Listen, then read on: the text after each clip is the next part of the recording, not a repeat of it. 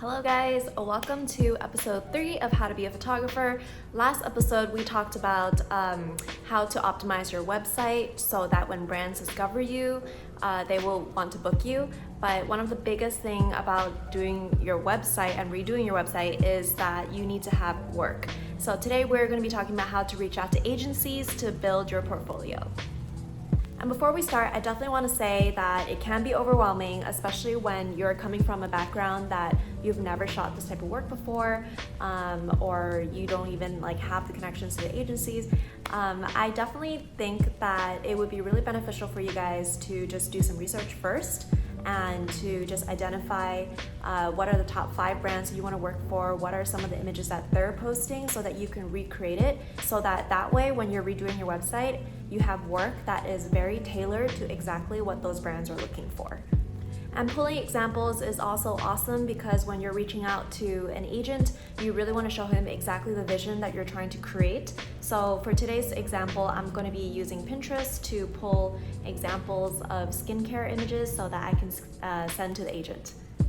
I love using Pinterest because Pinterest has a lot of really high quality images, and you can just type in skin editorial or anything editorial and you can find a lot of awesome photos.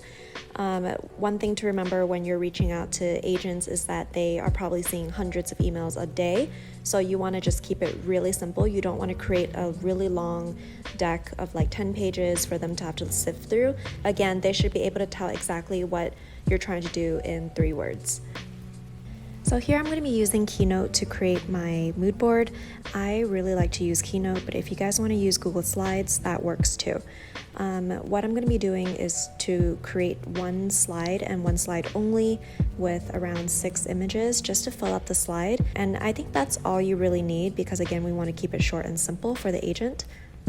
So from here, I'm actually just going to take a screenshot of this slide, and I'm going to be using the screenshot to reach out to agents.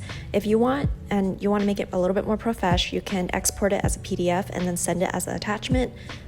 For me, I just like to have everything in the email body so that the agent has one less thing to look at. So for this video, I'm going to be reaching out to an agency that I've never worked with before. I've been seeing model management on Instagram a lot, so I'm going to be reaching out to them. So I'm just going to go on their website, go to their contact page. Sometimes on their website, it will show who you should reach out to for testing. In this case, there's only one email for bookings. I'm just going to reach out to this one person and hopefully he can direct me to the right department. So a few key things to remember when you're reaching out to an agent is to keep it short and sweet and to the point. So in my subject line, I have written testing inquiry so that the agent knows that it's a test and not a paid gig. One thing I like to do is to include their name and to just address them by their name so it feels a little bit more personal versus just copying and pasting and saying, hey there. So if I were you guys, and you guys are definitely going to be copying and pasting this email to multiple agencies, I would just switch out the name so that it feels a little bit more personal. And another key thing to remember is to be sure to introduce yourself and include a link to your portfolio. This is really important because this is their first time encountering you, meeting you, so you definitely want to include anything that would help them get to know who you are as a person and the work that you do. And then to avoid going back and forth, I included the time and date and the amount of hours I would need a model for, just so that they have everything that they need. And lastly, I'm going to be pasting the screenshot of the mood board of just what I'm looking for into this email body. And once you have all those elements, be sure to spell check and you're ready to hit send. And that is it. That is how I would recommend you guys reach out to agencies. And once you've reached out to one agency, then just rinse and repeat and reach out to at least, 10 more agencies, because it really is just going to be a numbers game. And you guys might be thinking okay, I have a mood board, but I don't actually have a portfolio.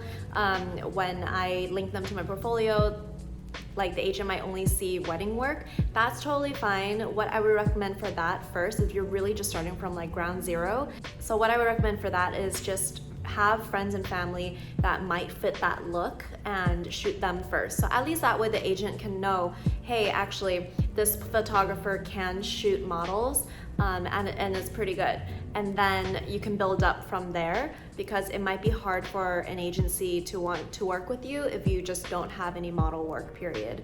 Every shoot will be a learning lesson for you, so if you guys can't get to the point where you're working with agencies, then start with friends and family and then build up from there.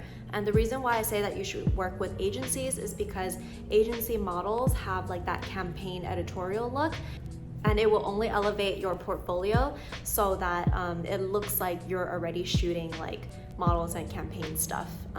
But you know, you just have to fake it till you make it. If you guys have any other questions, please feel free to let me know in the comments, and I'll see you guys next time for episode 4.